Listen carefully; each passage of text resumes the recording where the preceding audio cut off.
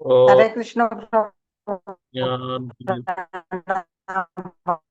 జ్ఞానాంజనాశలాకయా చక్షురున్మిలితం येन తస్మై శ్రీ గురవే నమః. శ్రీచైతన్య మనోభీష్టం స్థాపితం येन భూతలే స్వయం రూపా కదా మహ్యం దదాతి స్వపదాంతికం. వందేహం శ్రీగురో శ్రీయుతాపతకమలం శ్రీగురుం వైష్ణవాంశ్చ శ్రీరూపం సాగ్రజాతాం సహగణా రఘునాథాన్వితం తం సజీవం సాద్వైతం సావధూతం పరిజనా సహితం కృష్ణ చైతన్యదేవం శ్రీరాధా కృష్ణపదాన్ సహగణా లలితా శ్రీ విశాఖాన్వితాంశ్చ హే కృష్ణ కరుణా సింధు దీనబంధో జగత్పతే గోపేశ గోపికా కాంత రాధాకాంత నమోస్తుతే. తప్త కాంచన గౌరాంగి రాధే వృందావనేశ్వరి వృషభానుసుతే దేవి ప్రణమామి హరిప్రియ. నమో విష్ణుపాదాయ కృష్ణప్రేష్టాయ భూతలే శ్రీమతే భక్తివేదాంత స్వామి నితి నామినే. నమస్తే సరస్వతే దేవే గౌరవాణి ప్రచారిణే నిర్విశేష శూన్యవాది పాశ్చాత్య దేశతారిణే. వాంఛాకల్పతరుభ్యశ్చ కృపా సింధుభ్య ఏవ చ పతితానాం పావనేభ్యో వైష్ణవేభ్యో నమో నమః. జయ శ్రీకృష్ణ చైతన్య ప్రభు నిత్యానంద శ్రీ అద్వైత గదాధర శ్రీవాసది గౌరభక్తవృంద. హరే కృష్ణ హరే కృష్ణ కృష్ణ కృష్ణ హరే హరే హరే రామ హరే రామ రామ రామ హరే హరే. హరే కృష్ణ. ఈనాడు వీరినందు కార్యక్రమంలో మీ అందరికి స్వాగతం. నిన్న మనం శ్రీకృష్ణ భగవానుడు తన ప్రధాన ఎనిమిది ఎనిమిది మంది పట్టపురాణంలో ఐదుగురిని ఏ విధంగా వివాహం చేసుకున్నాడు అన్నది మనం చర్చించాం. అంతేకాకుండా ఈరోజు కృష్ణుడికి ఉన్న 16,108 మంది భార్యల్లో 8 మంది భార్యలు ఆల్రెడీ మనం చర్చించాం. మిగతా 16,100 మంది భార్యల్ని ఏ విధంగా వివాహం ఆడాడు అన్నది ఈరోజు మనం చర్చించబోతున్నాం. దానికి సంబంధించి మనం నరకాసురుడు, భౌమాసురుడు లేదా నరకాసురుడు యొక్క వధ వృత్తాంతాన్ని మనం చర్చించాల్సి వస్తుంది. ఎస్, ఏ ఏ రాక్షసుడు యొక్క వధించడం వల్ల మనం దీపావళి ఉత్సవాన్ని చేసుకుంటామో అదే నరకాసురుడు ఈ 16,100 మంది భార్యల యొక్క వివాహానికి కారణం. ఇక్కడ మనం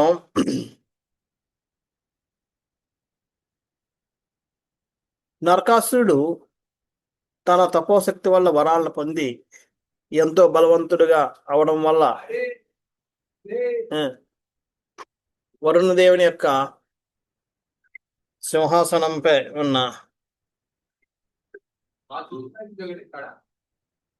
గొడుగుని తీసుకుని వెళ్ళిపోతారు.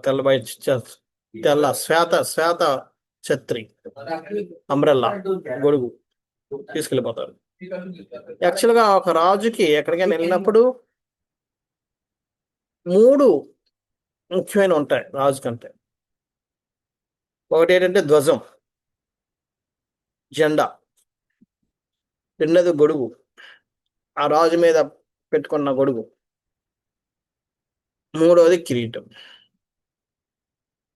ఈ 3 కూడా ఎక్కడా కూడా తలదించరు.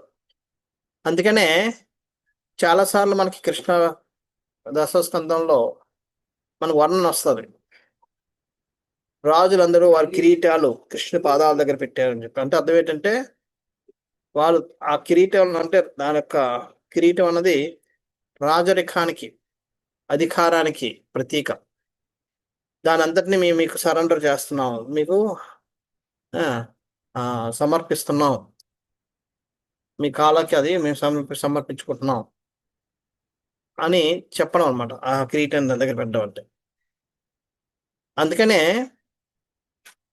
వాళ్ళు రాజులు ఎంత యుద్ధం చేసినా ఏం చేసినా కిరీటాన్ని మాత్రం కింద పడినా ఆ కిరీటాన్ని ఎదురు రాజుని తీయనివ్వరు. చాలా వాటి ఫైటింగ్ వాళ్ళని చంపడం కంటే కిరీటాలు కింద పడిపోయిన కిరీటాలు తీసుకోవడం కోసమే జరుగుతూ ఉంటుంది. అందుకే మనం చూస్తుంటే మన యుద్ధాల్లో కూడా నేను ఆ ఆ ధ్వజాలని నరికి వేయడం మనం చాలాసార్లు చదువుతూ ఉంటాం. ధ్వజం అంటే ఆ జెండాలని. ఎందుకంటే అవన్నీ రాచరికానికి, వారి యొక్క ఆధిపత్యానికి, వారి యొక్క స్వాభిమానానికి చిహ్నాలు అవన్నీ. ఎప్పుడైతే అవి కోల్పోయారు అంటే అర్థం ఏంటంటే వాళ్ళు ఆ తాలూకా వీరత్వాన్ని, రాచరికాన్ని, అధికారాన్ని, ఆ స్వాభిమానాన్ని అన్నింటినీ కోల్పోయినట్టుగా లెక్క. అందుకే దాన్ని నిలబెట్టుకోవడం కోసం చేస్తాం. అందుకనే ఈయన ఏం చేశాడు, వరుణ్ దేవుని యొక్క గొడుగుని తీసుకుని వెళ్ళిపోయాడు. అలాగే ఇంద్రుని యొక్క థండర్ బోల్ట్ అంటే వజ్రాయుధాన్ని తీసుకెళ్ళిపోయాడు. ఇంద్రుని యొక్క తల్లి అయిన అతిథి యొక్క కుండలాలు, అవి ప్రత్యేకమైన కుండలాలు, ఆ కుండలాలు పట్టుకుని వెళ్ళిపోయాడు. ఇలాగా అంతేకాకుండా ఇంద్రుని యొక్క సంపద ఖజానా మొత్తాన్ని తీసుకుని వెళ్ళిపోయాడు. ఇవన్నీ ఇంద్రుడు కోల్పోయి ఇంక చేసేది లేక, గత్యంతరం లేక ద్వారకాకు వచ్చి కృష్ణుడిని వేడుకుంటాడు. ఇలాగ ఈయన ఆగడాలు మేము తట్టుకోలేకపోతున్నాం, ఏదో ఒకటి చేయండి మహాప్రభు అని చెప్పి. కృష్ణుడు ఇంద్రుని యొక్క ప్రార్థనలు మన్నించి వెంటనే దీని మీద చర్య తీసుకోవాలనే సంకల్పంతో సత్యభామ సమేతంగా ఆయన ఈ నరకాసురుడు లేదా భౌమాసురుడు అంటే అర్థం ఏంటంటే భూమి యొక్క పుత్రుడు. అంచేది ఈయన భూమి యొక్క పుత్రుడు. భూమి యొక్క పుత్రుడు వల్ల భూమి పుట్టిన ఆయన. ఆ భౌమాసురుని యొక్క రాజధాని అయిన జ్యోతిష్యపురం వెళ్తాడు. ఎవరితోటి? సత్యభామ సమేతంగా గరుడు వాహనం మీద వెళ్తారు. అయితే ఆ రాజధాని జ్యోతిషపురం ఎంత కట్టుదిట్టంగా రక్షించబడిందంటే అది 4 దిశలా పెద్ద పెద్ద కొండలు మధ్యలో ఉందట. అంటే ఎవరైనా ఇప్పుడు వెళ్ళాలి అంటే కూర్చోండి, మనం చైనా మన మీద అటాక్ చేయాలి, మన చైనా మీద అటాక్ చేయాలని హిమాలయ పర్వతాలు దాటాలి. మధ్యలో గోడలాగా ఉంది. అలాగా అది చాలా కష్టమైంది. ఎందుకంటే ఎవరైతే పైన ఉన్నారో వాళ్ళ కింద ఉన్న వాళ్ళని ఈజీగా కొట్టచ్చు. సంచేత ఈ 4 దిశల 4 పర్వతాలతోటి కట్టుదిట్టంగా ఏర్పడ్డది. దాని తర్వాత పెద్ద సైన్యం, వాటిని ఆ కొండలు కాపాడుతూ సైన్యం ఉంది. ఆ సైన్యం దాటి వచ్చిన తర్వాత కూడా అగాధాలు, జల అగాధాలు, కందకాలు అంటారు. కందకాలను తవ్వి పెట్టారు చుట్టూ. ఆ కందకాల్లో రకరకాలైన జంతువులు, మొసళ్ళు, వీటిని పెట్టారు. దాని తర్వాత అప్పుడు అది దాటి వచ్చినా సరే, దాని తర్వాత ఇంకొకటి ఏంటంటే ఒక అనిల అనే ఒక గ్యాస్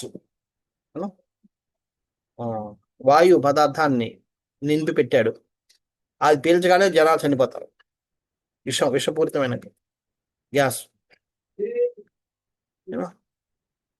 మనకి ఇప్పుడు ప్రజెంట్ కెమికల్ వెపన్స్ అని చెప్పి వాడుతూ ఉంటాం. సో చాలా మట్టుగా ఒక టైంలో ఇరాక్కి అమెరికాకి యుద్ధం జరుగుతున్నప్పుడు ఇరాక్ ఈ కెమికల్ వెపన్స్ వాడుతుందేమో అన్న భయంతో వాళ్ళు చాలా భయపడ్డారు. అంటే ఏంటంటే వాళ్ళు కెమికల్ అంటే ఏదో గ్యాస్, ఆ గ్యాస్ వలన వాళ్ళందరిలో ఎవరైతే పిలుస్తారో వాళ్ళలో రకరకాల రోగాలు వస్తాయి, డిసీజులు వస్తాయి, వాళ్ళందరూ నేను అనారోగ్య పాలైపోతారు సైన్యం అంతా. సో ఆ విధంగా వాళ్ళు అనారోగ్య పాలైపోతే యుద్ధం చేయలేరు కాబట్టి ఆ విధంగా వాళ్ళని ఓడించవచ్చు. సో ఈ విధంగా ఇవన్నీ అటువంటి ఈ గ్యాసెస్ అనిల్ అనే గ్యాస్ వాయు పూరితమైన ఒక కట్టుదిట్టమైన ప్రహారీ గోడ వాయుని తట్టుకోండి. అది అంటే ఆయన ఎంత సిద్ధి పురుషుడో చూడొచ్చుకోవచ్చు, ఎంత మాంత్రికుడో ఎంత తాంత్రికుడో. ఆ వాయువు అక్కడ వరకే గోడలాగా చుట్టూ ఉన్నా తప్ప అటు ఇటు వ్యాపించకుండా మనం మామూలుగా ఎంత నింపినా సరే కొంతసేపు పోతే అది డైల్యూట్ అయిపోద్ది, పల్సన్ అయిపోయి వాయువు మిగతా గాలి కలిసిపోద్ది. కానీ ఇది కలవకుండా అలా ఉంచగలుగుతున్నాడు అది. సో అది దాటిన తర్వాత ముర ముర అనే రాక్షసుడు మురపాస అనే ఒక వైర్, ఒక మంత్ర విద్యతోటి ఒక వైర్తో మనకి చూస్తారు, మనకి చుట్టూ ఫెన్సింగ్ వేసుకుంటాం వైర్లతోటి, అలాంటి వైర్లతోటి ఒక ఫెన్సింగ్ చేశాడు. అది చాలా కష్టతరమైనది ఛేదించడం, ఎందుకంటే అది మామూలుది కాదు. దేంతో చేశాడు? తంత్ర విద్యతో చేశాడు, మంత్రతంత్రాలతో చేశారు కాబట్టి దాన్ని ఛేదించాలంటే మామూలుగా మన శక్తితో ఛేదించలేవు దాంట్లో. సో ఇన్ని రకాలైన కట్టుదిట్టమైనవి చేశాడు. అయితే కృష్ణుడు చాలా సునాయాసంగా వాటన్నింటినీ ఛేదించగలిగాడు. ఈ కొండల్ని తన గదతోటి కొట్టి మొత్తం నుజ్జు చేసి పెడి మొత్తం కొండలన్నింటినీ పిని చేసేసి అవి లేకుండా చేశాడు. తర్వాత ఎప్పుడైతే కొండలు పోయో అక్కడ చుట్టూ కొండలు కాపాడుకుంటూ సైన్యం ఉన్నారు. ఆ సైన్యాన్ని లేదంటే అక్కడ ఉన్న ఏవైతే వెపన్స్ ఆయుధాలు ఉన్నాయో ఆ అస్త్రశస్త్రాలన్నింటినీ కూడా తన యొక్క అస్త్రశస్త్రాలు బాణాలతోటి వాటిలన్నింటినీ వాళ్ళందరినీ చంపేసి చెల్లాచెదురు చేసేసాడు. ఆ విధంగా ఆ కట్టుదిట్టం అయిపోయాడు. దాని తర్వాత తన సుదర్శన చక్రాన్ని విడిచిపెట్టి ఆ సుదర్శన చక్రం తనకు వేడి చేత ఆ నీటిని అంతటినీ ఆవిరి చేసేసాడు. అలాగే నీరు, మళ్ళీ ఎలక్ట్రిక్ ఫెన్సింగ్ చూడండి, ఇప్పుడు మనకి లేటెస్ట్ ఇది ఎలక్ట్రిక్ ఫెన్సింగ్. అప్పుడే నరకాసుడు వాడుతున్నాడు ఎలక్ట్రిక్ ఫెన్సింగ్ కూడా, అది కట్ చేసేసింది. ఈ వాయుతో ఉన్న ఈ గోడను కూడా అది మొత్తం దహించేసింది. సో ఈ విధంగా మొత్తం దాన్ని అంతటిని నాశనం చేస్తుంది చక్రాయుధంతో. దాని తర్వాత లాస్ట్కి ఆ ఫెన్సింగ్ ఏదైతే ఉందో దాన్ని కృష్ణుడు తన యొక్క కత్తిని ఉపయోగించి దాన్ని కూడా నరికి మొత్తం దాన్ని నాశనం చేసేసాడు. ఇవన్నీ చేసి దాటిపోయి ఇంక కోటలో ప్రవేశించడానికి రెడీ అవుతున్న సమయంలో తన శత్రువులకి, ఎందుకంటే నిజమైన వీరుడు ఇప్పుడు కూడా చావు దెబ్బ కొట్టడు, ఎంత ఇదైనా సరే. శత్రువు ఎప్పుడు నిజమైన శత్రువు ఎప్పుడు కూడా యుద్ధం చేసి గెలుస్తాడు తప్ప చావు దెబ్బ కొట్టడు. అంచేత ఈయన సడన్ గా వెళ్ళి అకస్మాత్తుగా యుద్ధం చేసి ఓడించవచ్చు, కానీ కృష్ణుడు అలాంటి వ్యక్తి కాదు. అందుకని ఏం చేశాడు కృష్ణుడు? ఆ ప్రవేశించడానికి ముందు తన పంచజన్య శంఖాన్ని ఊదాడు. ఆ శబ్దానికి మొత్తం ఎవరెవరైతే పడుకున్నారో వాళ్ళందరూ కూడా వణికిపోయారట.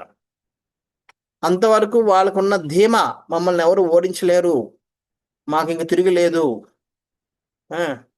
మా అంత వీరులు ఇంకెవరు లేరు, మా వైపు కూడా ఎవరు చూడలేరు అనుకున్న ధీమాతో ఉన్న వాళ్ళందరూ కూడా వాళ్ళందరిలో భయాలు మొదలయ్యాట. ఆ ధీమానంతటిని పటాపంచలు చేసి పడేసిందట ఈ శబ్దం. ఎవరైతే పడుకుని ఉన్నారో వాళ్ళందరికీ నిద్రలో ఏదో ఏనుక్కట పడుకున్నప్పుడు ఒకవేళ సింహం కానీ స్వప్నంలోకి వస్తే అది పిచ్చిక్కిపోయి రాత్రికి కూడా కేకలేసి పరిగెడుతుందట. అక్కడ సింహం ఉండదు, కానీ స్వప్నంలో వచ్చినా సరే ఆ విధంగా వీరందరూ కూడా పిచ్చి వాళ్ళగా పరిగెడుతున్నారు. ఎటు పరిగెడుతున్నారు తెలుగు శబ్దానికి భయపడి అటు ఇటు ఈ రాక్షస సైన్యం అంతా. సో అటువంటి శబ్దాన్ని విని మొరా అన్న ఆయన ఆ కోటకి కిందన జలాశయాల్లో పడుకొని ఉన్నాడు. అటు చూడండి. ఆయనకి తెలివి వచ్చింది.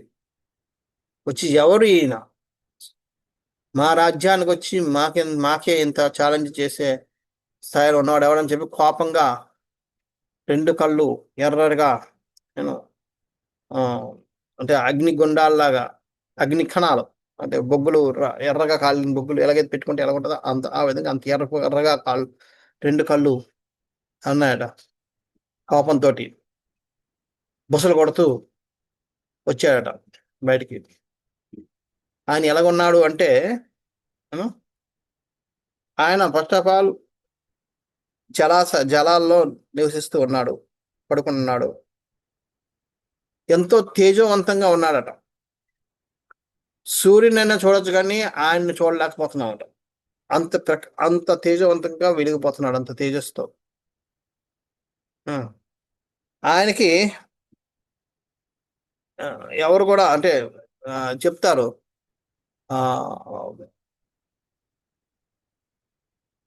ఎప్పుడైతే ఈ ప్రళయం అంతిమ ప్రళయం వచ్చేటప్పుడు సూర్యుడు కూడా చాలా ప్రజ్వలిల్లిపోతాడట. ఆ వేడికి చాలా మంది చనిపోతారు. సో అంచేది ఇప్పుడున్న ఇంత వేడికి మనకి సూర్యుని చూడడం కష్టం. మొత్తం మాడి మసి అయిపోయేంత వేడి అంటే దీనికి ఎన్నో రెట్లు తీవ్రత పెరుగుతుంది. అప్పుడు మనకి ఆ కృష్ణుని మనం చూడలేం, సారీ సూర్యుని మనం అసలు చూడలేం. అంత విధంగా ఆయన మెరిసిపోతున్నాడు. సో ఆయనకి 5 తలలు ఉన్నాయి.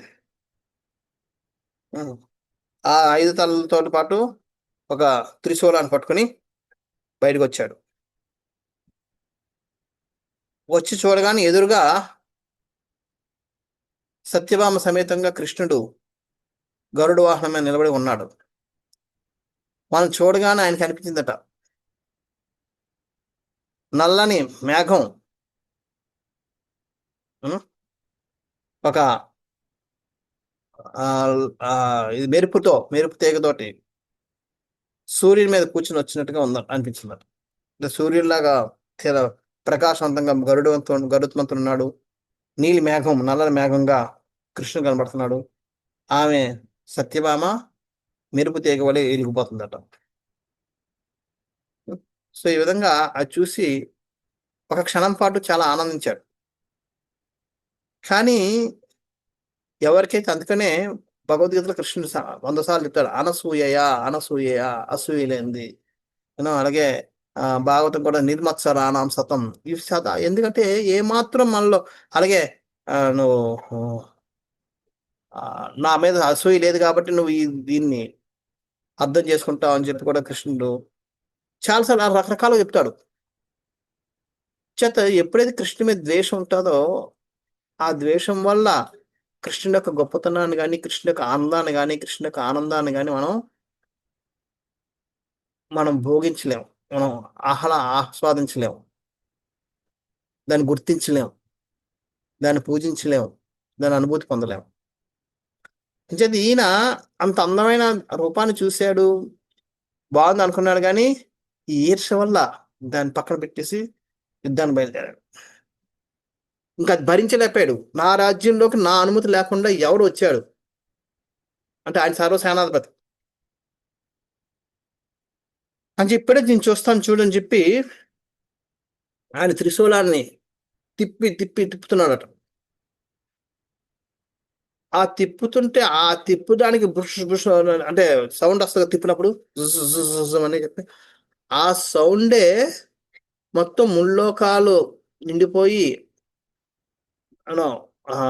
ఈ భూగోళం నుంచి బయటికి కూడా వెళ్ళిపోయి బ్రహ్మజ్యోతి వరకు వెళ్ళిపోయిందట, వ్యాపించిందట ఆ సౌండ్. అంత చూడండి, అంత స్పీడ్గా తిప్పాడు చూడండి. దాన్ని బట్టి మొర ఎంత శక్తివంతుడు, ఎంత సిద్ధివంతుడు, ఎంత అంటే తాంత్రికుడు అన్నది మనం అర్థం చేసుకోవచ్చు. దానికి తోడు తన 5 నోరులతోటి అరుస్తున్నాడంట గట్టిగా, ఆ అని చెప్పి. ఆ అరుపు కూడా మొత్తం వైకుంఠం వరకు, పొలిమేరల వరకు వ్యాపించిందట. అన్ని విశ్వాల్లోకి వినబడ్డదట. మనం ఒక్క విషయమే కాదు. సో ఈ విధంగా అరుస్తూ దాన్ని అంత స్పీడ్గా దాన్ని విసిరాడు. కానీ కృష్ణుడు దాన్ని సునాయాసంగా తన యొక్క బాణాలతోటి దాన్ని ముక్కలు ముక్కలు చేసి పడేశాడు. చేసి పడేసేటప్పటికి ఇంకా ఆయన కోపం వచ్చింది.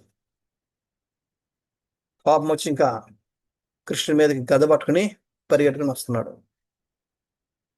కానీ గదని మళ్ళీ తిప్పి కొట్టుకోయేటప్పటికల్లా కృష్ణుడు తన సుదర్శన చక్రంతో మొర యొక్క తలని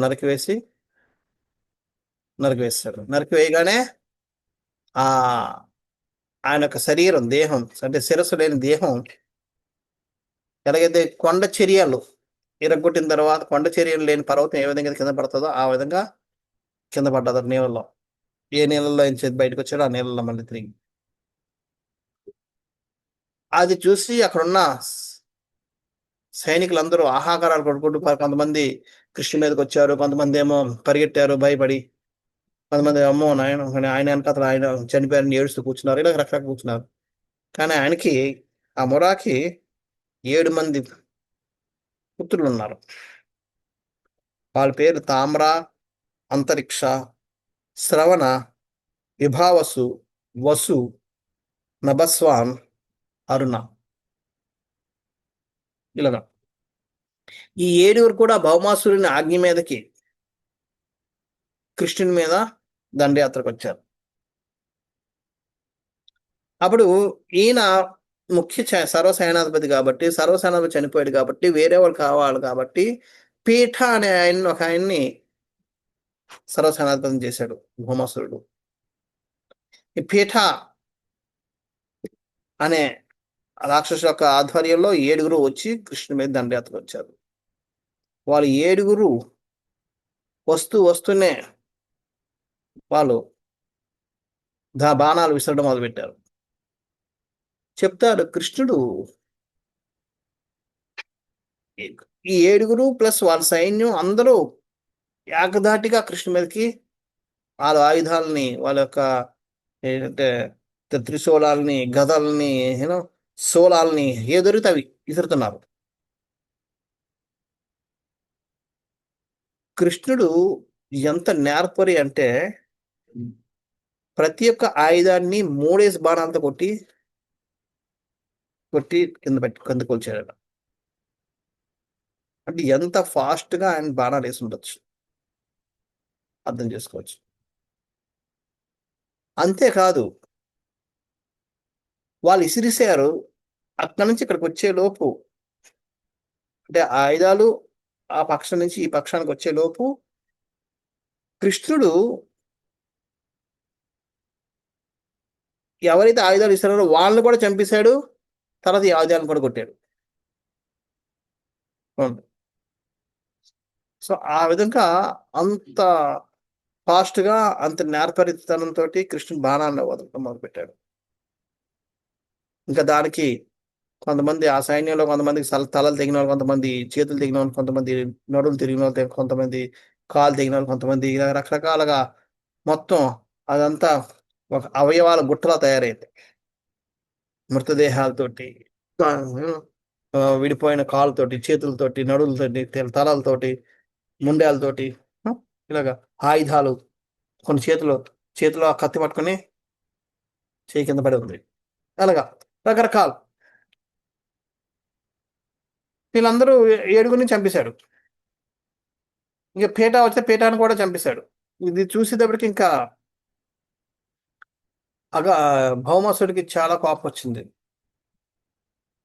లాభం లేదు, నేనే వస్తానని చెప్పి ఆయన తన దగ్గర ఉన్న స్పెషల్ ఏనుగులు, ఆ ఏనుగులు ఏంటంటే మదపు ఏనుగులు. మదపు ఏనుగులు అంటే అర్థం ఏంటంటే కొన్ని ఏనుగులు నీకు కావాలని వాళ్ళు ట్రైనింగ్ ఇస్తారు. మదపు ఏనుగులు అంటే వాళ్ళ దగ్గరికి వాళ్ళు పెంచిన వాళ్ళు తప్ప ఇంకెవరు వచ్చినా సరే అవి సహించవు. నన్ను కంట్రోల్ చేయలేరు ఎవరు కూడా. ఎవరైతే వాళ్ళని పెంచుతున్నారో, లేదా వాళ్ళు రోజు పాలన చూసుకుంటున్నారో, వాళ్ళొక్కళ్ళని తప్ప ఇంకెవ్వరిని కూడా దరిదాపులకు రానివ్వవు. అటువంటి మదపటి ఏనుగులు. వస్తే ఇంక ఆళ్ళని చంపడమే. ఇంక లేదు. వీళ్ళు కూడా ఏం చేయలేరు. ఎవరైతే పెంచారో వాళ్ళు కూడా ఆపలేరు. అటువంటి ఏనుగులు తోటి వేల కొద్దీ ఏనుగులను తీసుకొని తన సైన్యంతోడొచ్చాడు. కొన్ని లక్షల గుర్రాలతో, గుర్రపు సైన్యం పదాతి దళంతోటి బయటకొచ్చాడు ఆ కోట నుంచి. రావడమే ఈ సైన్యం అంతా కూడా మళ్ళీ కృష్ణుడి మీదకి ఆయుధాలు మొదలుపెట్టాడు. కృష్ణుడు ఇంతకు ముందు చెప్పుకున్నట్టుగా తన యొక్క నేర్పరితనంతో ఆయుధాలన్నింటినీ కింద చేస్తున్నాడు. సో ఆ సైన్యాన్ని ముక్కలుగా విరుస్తున్నాడు. ముక్కలు నరికేస్తున్నాడు. చేతులు, కాళ్ళు ఏం దొరికితే అది నరుకుతున్నాడు. ఇవన్నీ చూస్తున్నాడు. దానికి తోడు ఈ గరుడు వాహనం చాలా నేర్పరితనంతో ఆయుధాలు చెక్కకుండా అటు ఇటు తిప్పుతుంది కృష్ణుని. అంతేకాకుండా తన యొక్క రెక్కలతోటి ఆ ఏనుగుల్ని కొడుతుంటే ఏనుగులన్నీ కూడా ఈ గరుడు యొక్క దెబ్బలకి ఆ కాళ్ళతో బక్రుతుంటే గోకుతుంటే వాటికి తట్టుకోలేక ఆ ఏనుగులు ఎలాగైతే వచ్చి అలా మళ్ళీ వెనక్కి వారి గజశాలలో పరిగెట్టడం మొదలుపెట్టారు. అంటే చూస్తున్నాడు, ఏంటి నా దగ్గర ఇంత బలం, ఇంతవరకు ఒక ఏనుగును కూడా ఎవరు వంచలేని వాడు ఈ రోజు ఏనుగులన్నీ కూడా పరిగెడుతున్నాయి. ఇదంతా ఈ గరుడు వాహనం చేస్తుందని చెప్పి ఆయన తన త్రిశూలాన్ని తిప్పి గరుడు మీదకి వదులుతాడు. అది గరుడు మీద తగిలినా సరే తన సోలాన్ని ఇస్తాడు. ఇదే సోలం ఒకప్పుడు ఇంద్రుడి యొక్క వజ్రాయుధాన్ని ఓడించి ఇంద్రుని కూడా ఓడించేసింది. అటువంటి సోలం ఈరోజు గరుత్మంతుడికి తగిలినప్పుడు గరుత్మంతుడికి ఎలాగైందంటే ఎవరో పట్టుకుని తన పూలమాలతో కొట్టినట్టుగా అనిపిస్తుంది. ఎందుకని అది భగవంతుడి యొక్క సేవలో భాగస్వాములు అయింది కాబట్టి. అంచేత భగవంతుడి యొక్క సేవలో భాగస్వామి అయినప్పుడు మనకు కష్టాలు వస్తాయి. కానీ ఆ కష్టాలు ఎన్నో రెట్లు తగ్గిపోయి గరుత్మంతుడు అనుకుంటే మనలాగే అరే నేను ఎందుకు భగవంతుడు సేవ చేస్తుంటే నాకు దెబ్బలేటి, భగవంతుడు ఏం చేస్తున్నాడు నన్ను చూడకుండా అనుకుంటే పరిస్థితులు వేరే ఉండేవి. అది అనుకోలేదు. చూడండి, అటువంటి సోలం ఏ సోలం అయితే ఇంద్రుడికి వజ్రాయుధాన్ని కూడా ఓడించిందో ఆ సోలం గరుత్మంతుడి మీద ఏమాత్రం పనిచేయలేదు. అంచేత భగవంతుడు మన యొక్క కష్టాల్ని మన యొక్క దీన్ని చాలా తగ్గించుకొని ఉండడు. కానీ పూర్తిగా లేకుండా చేయడు. ఎందుకని మనకు కూడా కొద్దిగా జాగ్రత్త చెప్పాలి. ఇప్పుడు చూడండి, ఎక్కడికైనా మనం వెళ్తే చాలా జాగ్రత్తగా వెళ్ళి పడతావు జాగ్రత్త అని చెప్తాం. మనం దాని బదులు మనం ఆయన ఎత్తుకుని తీసుకెళ్ళచ్చు. మనం ఎత్తుకుని తీసుకెళ్తే ఆయన ఎప్పుడు నేర్చుకోడు. అటువంటి పరిస్థితులు ఎలా నడాలి, ఏం చేయాలి, ఎంత జాగ్రత్తగా ఉండాలని ఎప్పుడు నేర్చుకోడు. రెండుసార్లు పడుతున్నప్పుడు జాగ్రత్త పడుతుంటారు. చూడండి, మనకి చిన్నప్పుడు మన తల్లిదండ్రులే కింద పడిపోతామని చెప్పి మనం దించడం మానేస్తుంటే ఈరోజు మన నడకొచ్చిండేది కాదు. కింద పడినా పర్వాలేదు అని వదిలేరు కాబట్టి 2-3 సార్లు పడినా మనం నడక నేర్చుకున్నాం. అదేవిధంగా భగవంతుడు కూడా మనకు ఇవ్వాల్సిన కష్టాలని తగ్గించిస్తాడు మనం ఎప్పుడైతే ఆయన సేవలో ఉంటాం. కానీ తెలుసుకోలేక మనం భగవంతుడు ఏం చేయలేదు అన్నట్టుగా మనం మాట్లాడుతూ ఉంటాం. అలాగే గౌతమ విషయంలో అటువంటి సోలం కూడా ఆయన ఏం చేయలేకపోయింది. దెబ్బ తగిలింది, ఎంత చిన్న దెబ్బ. చేత అది చూసి ఈయనకి ఆశ్చర్యపోయాడు. అరే నా సోలం ఏంటి, దాని శక్తి ఏంటి, నా శక్తి ఏంటి, ఇది నేను చేయలేకపోయింది.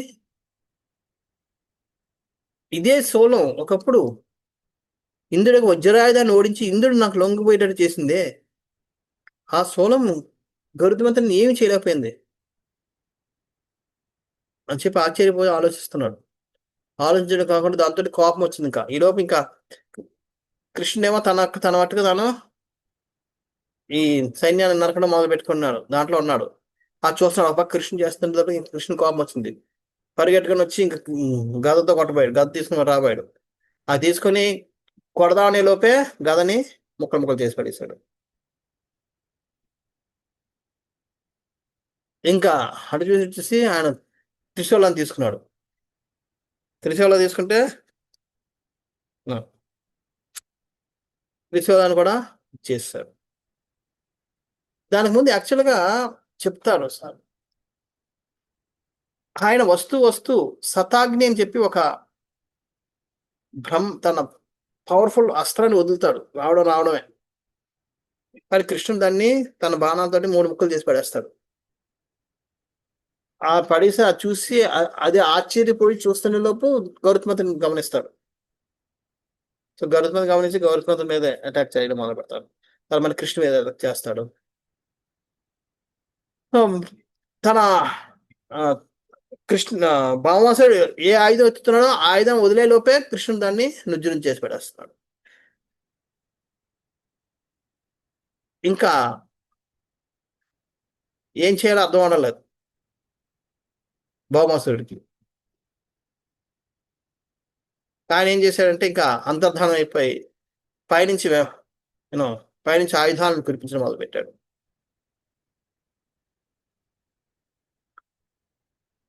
కానీ ఈయన కృష్ణుడు ఆయుధాలన్నింటినీ నృత్యం చేసి ఈ సైన్యాన్ని కూడా చంపడం మొదలుపెట్టేటప్పటికి అది చూసి ఇంకా ఈయన ఏం చేయాలో అర్థం అవ్వలేదు, నేనే ఉండాలని చెప్పి కిందకి దిగి మళ్ళీ యుద్ధాన్ని బయలుదేరాడు. కానీ ఉన్న ఆయుధాలన్నింటినీ చంపేసేటప్పటికి ఏం చేయాలో అర్థం ఒక పరిగెట్టుకొని కత్తి పట్టుకొని ఇంకా పరిగెట్టుకొని వస్తున్నాడు కృష్ణుడి మీదకి. ఈలోపు కృష్ణుడు తన సుదర్శన చక్రంతో నరకాసుని యొక్క భౌమాసుని యొక్క తలని నరికివేస్తాడు. ఇది ఒకటి. ఇది ఇంకొకటి చెప్తారు, ఇప్పుడు యుద్ధానికి ఎప్పుడు వెళ్ళినా కృష్ణుడు ఎవరిని తీసుకెళ్ళలేదు, కానీ ఈసారి సత్యభామను ఎందుకు తీసుకెళ్ళాడు తెలుసు ఆయనకి. నరకాసురుడితో యుద్ధం చేయడానికి వెళ్తున్నాను తెలిసినప్పుడు సత్యభామను తీసుకెళ్లాల్సిన అవసరం ఏముంది అని చెప్పి ఒక ప్రశ్న రావచ్చు. ఇక్కడ దీనికి రకరకాల కథలు ఉంటాయి. యాక్చువల్గా ఆయన ఎప్పుడైతే తన మాయాజాలంతో శస్త్రాలను విసురుతున్నాడో కృష్ణుడు కొద్దిగా ఇదవుతుంటాడు వాటిని ఎదుర్కోవడానికి. ఆ భయంలో సత్యభామ అంటదట ఆయన వెంటనే చంపండి అని చెప్పి. కృష్ణుడు ఆ అనుమతి కోసం ఎదురు చూస్తున్నాడు. ఎందుకంటే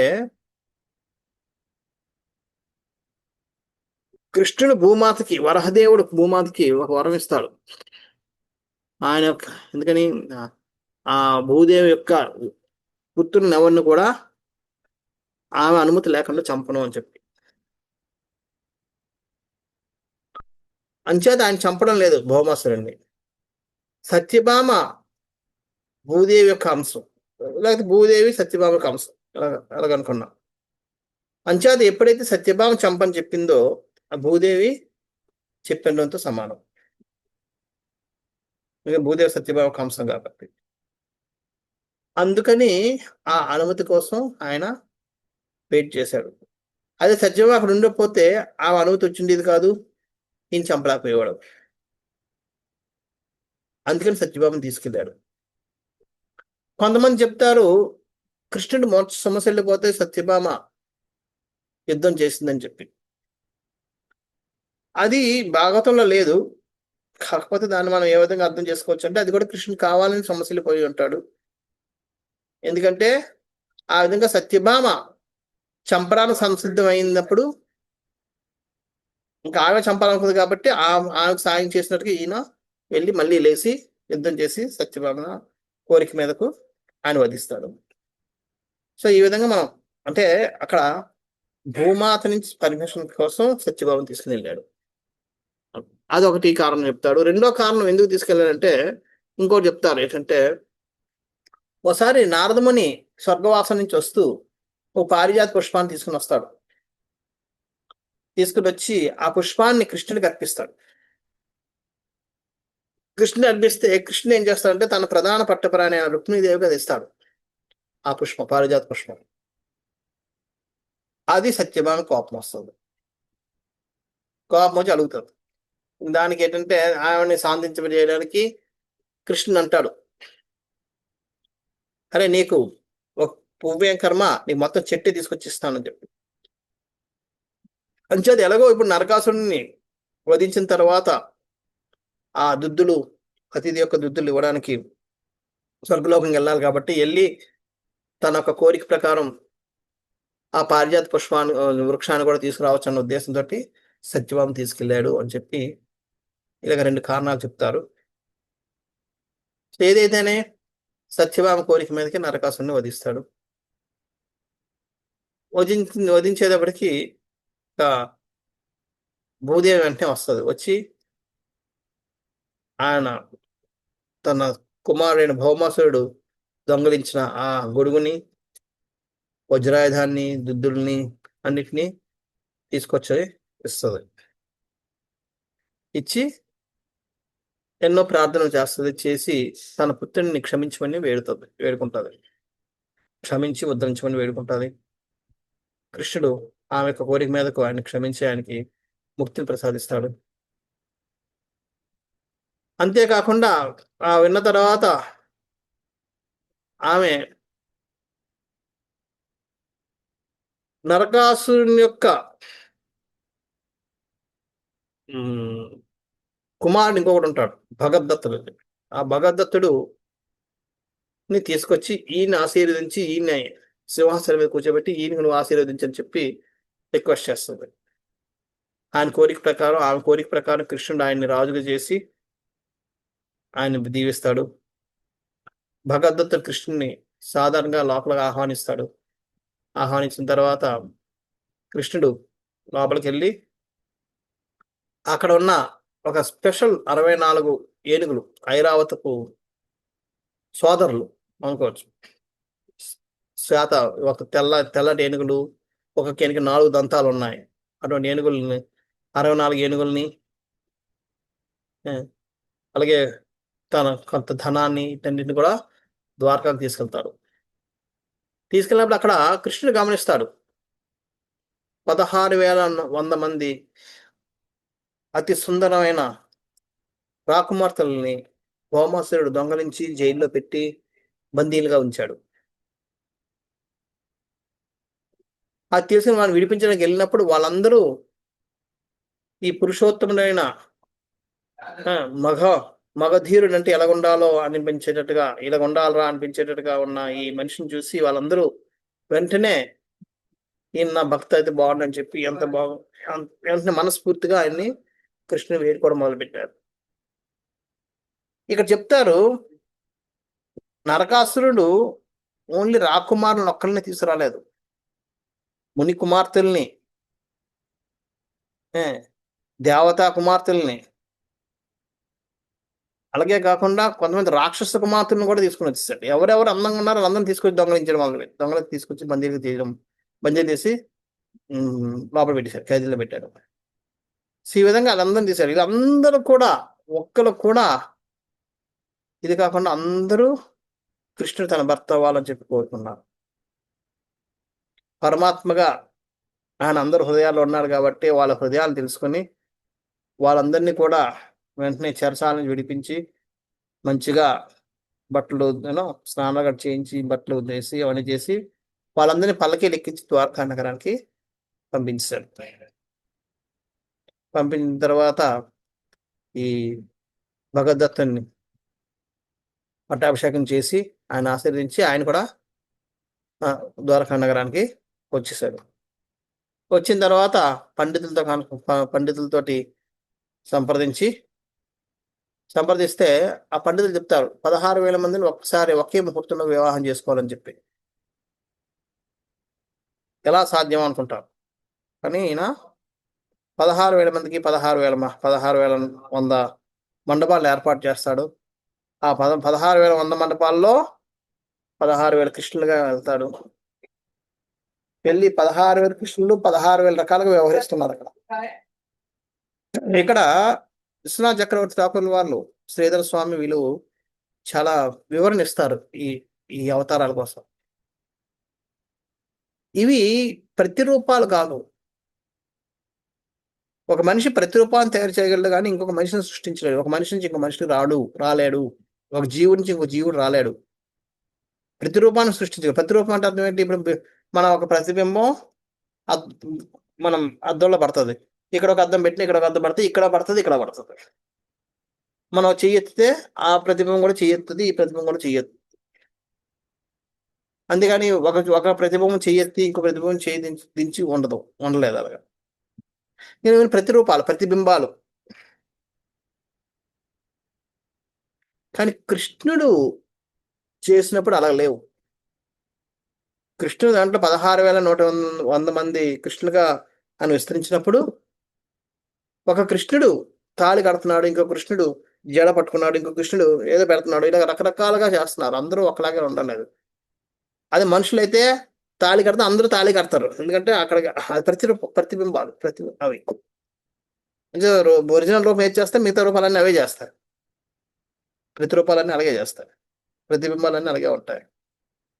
కానీ కృష్ణుడి ప్రతిబింబాలు కాదు. అంచేత కృష్ణుడి యొక్క రూపాలకి మన సిద్ధులు, యోగులు విస్తరించే రూపాలకి చాలా తేడా ఉంది అన్నది మనం గమనించాలి.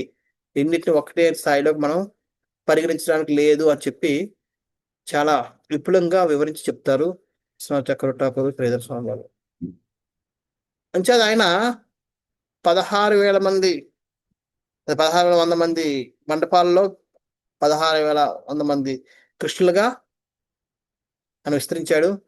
అంతేకాదట, ఆయన యొక్క కృపా కటాక్షాల వల్ల తనతో భక్తులందరూ కూడా అంతమందిగా విడిపోయారట. అంటే 16,100 మండపాల్లో దేవకి వసుదేవులు ఉన్నారు. వీళ్ళందరూ కూడా ఉన్నారు అక్కడ. సో ప్రతి ఒక్కరు అనుకుంటున్నారంట వివాహం ఎక్కడ జరుగుతుంది, ఇది అయిన తర్వాత అక్కడికి వెళ్తాడు కృష్ణుడు అని. సో ఆ విధంగా అక్కడ 16,100 మంది రాకుమార్తెని ఒక్కసారే ఒకే లగ్నంలో ఆయన పెళ్లి చేసుకున్నాడు. తర్వాత పెళ్లి చేసుకోవడం కాకుండా వాళ్ళతోటి ఒక సామాన్య భర్త ఏ విధంగా వ్యవహరిస్తాడో ఆ విధంగా వ్యవహరిస్తున్నాడు, ఒక భగవంతుడిగా కాకుండా. ఆ రాకుమార్తెలందరూ కూడా వాళ్ళ కింద వేల కొద్దీ సేవకులు, చెలికత్తులు ఉన్నప్పటికీ కూడా కృష్ణుడి విషయానికి వచ్చేటప్పుడు, కృష్ణుడి సేవకు వచ్చేటప్పుడు వాళ్ళు స్వయాన అన్ని రకాల సేవలు చేయడం మొదలుపెట్టారు. ఆయనకు ఉదయాన్నే తలకి నూనె రాయడం, మసాజ్ చేయడం, స్నానం చేయించడం, తుడవడం, అన్ని భోజనం పెట్టడం, కొత్త బట్టలు వేయడం, శృంగారం చేయించడం, మేకప్ చేయడం, ప్రతిదీ కూడా వాళ్ళ చేతుల మీద కృష్ణుడు చేశారట. వేరే వాళ్ళు ఎవరిని కూడా చేయించేవారు కాదు. కానీ వాళ్ళకి అది సౌభాగ్యం, భగవంతుడి యొక్క సేవ చేసుకోవడం. దురదృష్టవశాత్తు ఏంటంటే మనం కోరుకుంటాం సేవ, బట్ సేవ వచ్చినప్పుడు చేయడానికి ఏడుస్తుంటాం. ఓకే, మనకి సేవ ఇచ్చారు, సపోజ్ ఈ రూమ్ తుడిసి వెళ్ళిపోండి అన్నారు, మనం ఒప్పుకున్నాం, వచ్చిన తర్వాత ఆ రూమ్ చూస్తే ప్రభుజీ ఇంకొక 5 నిమిషాలు ఉంటే అక్కడ ఆ పక్క రూమ్కి తోడవచ్చు కదా అంటే అది కూడా చూస్తాం. మరొక రూమ్ ఇచ్చారనుకోండి, మనం ఏడవడం మొదలు పెడతాం. నన్ను నాతో ఇది చేస్తాడు ఈయన, ఎప్పుడు వచ్చినా నన్ను ఒక సేవ పిలుస్తాడు, 10 సేవలు చేయిస్తాడు. యాక్చువల్గా మనం ఉన్నదే దానికోసం. మన జీవిత లక్ష్యమే భగవంతుడి సేవ చేయడం కోసం. కానీ దురదృష్టవశాత్తు ఏంటంటే మనం అది మర్చిపోతాం. ఓకే, వేరే కార్యాల నుండి ఉంటే అది వేరు, లేకపోయినా సరే మనం కానీ సేవ ఉన్నా సరే నేను చాలా మంది చూశాను, సేవ అంటే పటాపట్ ఎంత తొందరగా చేసి వెళ్ళిపోదామని చూస్తారు. ఏదో వెనకాతల ఏదో అర్జెంటుగా పిలుస్తున్నట్టు, లేదా ఎక్కువసేపు ఉంటే ఇక్కడ అమరావతి వచ్చి తీసుకెళ్ళిపోతాడు అన్నట్టుగా పారిపోతుంటాం. కానీ అది సరైన పద్ధతి కాదు. ఎందుకంటే మన ఉన్నది మన టైము, మన శక్తి, మన సామర్థ్యాలు, మన నేర్పరితనం, ఇవన్నీ కూడా భగవంతుడి యొక్క సేవలో భగవంతుడి సేవ చేయడం కోసమే ఉపయోగించాలి. అవకాశం వచ్చినప్పుడు మనం వెనకంజ వేస్తే మనం చేసిన ప్రార్థనకి అర్థం లేదు. మనం చేసిన జపానికి అర్థం లేదు. హరే కృష్ణ హరే కృష్ణ కృష్ణ కృష్ణ హరే హరే, హరే రామ హరే రామ రామ రామ హరే హరే రోజు మనం జపం చేస్తున్నాం. దీని అర్థం ఏంటి? ఓ కృష్ణ, ఓ శక్తి స్వరూపిణి, కృష్ణ యొక్క శక్తి స్వరూపిణి రాధా, నన్ను మీ సేవలో నియుక్తుని చెయ్యండి అని రోజు ప్రార్థన చేస్తున్నాం, జపం చేస్తున్నాం, స్మరిస్తున్నాం, వేడుకుంటున్నాం. కానీ అది సేవ వచ్చేటప్పటికి అంత తొందరగా కటన్ చేసుకుని బయటికి వెళ్ళిపోవాలంటే వస్తుంది. షార్ట్ కట్ ఏమైనా ఉందేమో చూస్తుంటాం, తొందరగా అయిపోయేటట్టు ఏం చేయగలమా అని ఆలోచిస్తుంటాం. సో అంచేత మన యొక్క ఆలోచన పద్ధతికి, మనకి లక్ష్యానికి, మన చేతనికి పొంతన అనేది ఉండడం లేదు. కానీ వీళ్ళు అలా కాదు. వీళ్ళు ప్రతిదీ కూడా వాళ్ళకి జీవితం, వాళ్ళకి ఉన్నది బతికున్నది దానికోసం. సో వాళ్ళు ఏనాడు కూడా కృష్ణుడి విషయంలో అశ్రద్ధ చేయలేదు. అన్ని సేవలు వాళ్ళు స్వయం సేవలు చేశారు స్వయంగా. చేత వాళ్ళు అలా చేసుకుంటూ వాళ్ళందరూ ఈ సంసారాన్ని ఎంతో ఘనంగా జరిపారు.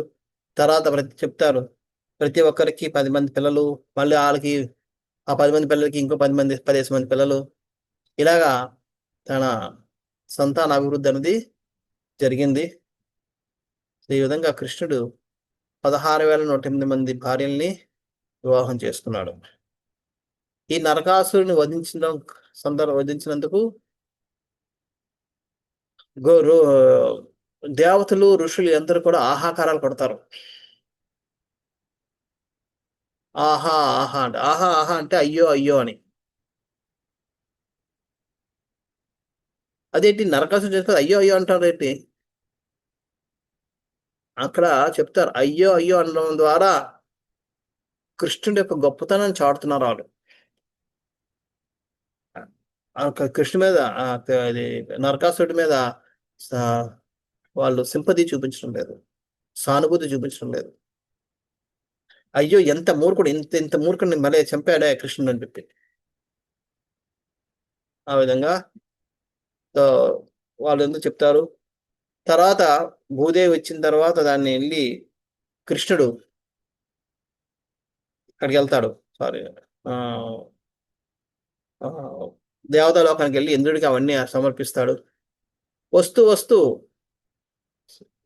సో సత్యభామ యొక్క అంటే ఇంద్రుడు కూడా భగవంతుని ఎంతో వేడుకుంటాడు, పూజలు చేస్తాడు, పునస్కారాలు చేస్తాడు, గుణగానం చేస్తాడు, పొగుడుతాడు, కీర్తిస్తాడు, అని చేస్తాడు. చేసిన తర్వాత వస్తూ వస్తూ సత్యభామ కోరిక మీద ఒక పారిజాత వృక్షాన్ని పెకిలించుకొని తీసుకొస్తుంటాడు గరుడ వాహనం మీద పెట్టి. ఇంద్రుడు తెలుస్తుంది కృష్ణుడు తీసుకెళ్తున్నాడు. వెంటనే కృష్ణుడు ఇంద్రుడు సైన్యంతో పాటు వచ్చేస్తాడు కృష్ణుడి దగ్గరికి. వచ్చి అడ్డగించుకుని యుద్ధం చేయడం మొదలు పెడతాడు. చూడండి, ఒక్క క్షణం ముందే ఆయన కృష్ణుని పూజించాడు, వేడుకున్నాడు, ప్రార్థించాడు, అన్ని చేశాడు. ఒక క్షణం తర్వాత ఆయనతో యుద్ధం చేయడం మొదలుపెట్టాడు. ఇది లౌకిక విషయాల మీద ఆసక్తి ఉన్న వారి యొక్క వ్యవహారాలు ఉంటాయి. అంచేత లౌకిక విషయాల మీద ఆసక్తి ఉన్న వాళ్ళని ఎప్పుడు కూడా మనం నమ్మలేము. వాళ్ళు అదే క్షణం, ఒక క్షణం ముందు మన పక్షంలో ఉంటారు, ఇంకొక క్షణంలో వాళ్ళు వేరే పక్షంకి వెళ్ళిపోతారు. వాళ్ళకి పక్షం మారేమో లేదు అన్నది కాదు, అది నైతికంగా విలువైందా లేదా అన్నది వాళ్ళ సంబంధం లేదు. వాళ్ళకి కావాల్సింది ఏంటి? వాళ్ళకి అనుకూలంగా ఉందా లేదా, వాళ్ళ యొక్క ఇంద్రియ భోగానికి, వాళ్ళ ఇంద్రియ తృప్తికి అది దోహదపడుతుంది, ఆ ఇంద్రియ తృప్తి ఇస్తుందా లేదా అన్నదే కావాలి. దానికి అనుకూలంగా వాళ్ళు ఏదైనా చేయడానికి ఉంటారు. అందుచేత అటువంటి అది భక్తులకైనా సరే ఆ ఇంద్రియ భోగం ఉన్నప్పుడు వాళ్ళలో కూడా ఇటువంటి వ్యవహారం మనం గమనించవచ్చు. ఇంద్రుడు సామాన్య వ్యక్తి కాదు, ఆయన భక్తుడే. అయినా సరే ఆ ఇంద్రియ భోగం లౌకిక విషయాల పట్ల ఆసక్తి వదులుకోకపోవడం వల్ల ఆయన ఆఖరికి సాక్షాత్తు భగవంతుడు దేవాదేవుని శ్రీకృష్ణుని మీదకే దండయాత్ర చేయడం మొదలుపెట్టాడు. అందుచేత ఈ లౌకిక విషయాల మీద ఆసక్తిని మనం ఉంచుకోకపోతే మనం ఒక రోజు భగవంతుడు కూడా అపరాధం చేసే వాళ్ళం, చేసే స్థాయికి దిగజారిపోతాం. అందుకని మనం ఈ లౌకిక విషయాల మీద ఆసక్తి ఉన్నవారి యొక్క సాంగత్యం మీద మనం జాగ్రత్తగా ఉండాలి. ఒక కన్ను వేసి ఉంచాలి. వాటికి దాసులం అయిపోకూడదు. వాటి యొక్క ఆధీనంలోకి వెళ్ళిపోకూడదు. సో ఈ విధంగా చేయడం ద్వారా ఆయన చేసి తర్వాత వివాహం చేసుకుంటాడు. సో ఇది కృష్ణుడు 16,108 మంది భార్యల్ని వివాహం విధానం. దీని తర్వాత మళ్ళీ వేరే మనం చర్చిద్దాం. హరే కృష్ణ. శ్రీల ప్రభుపాదికి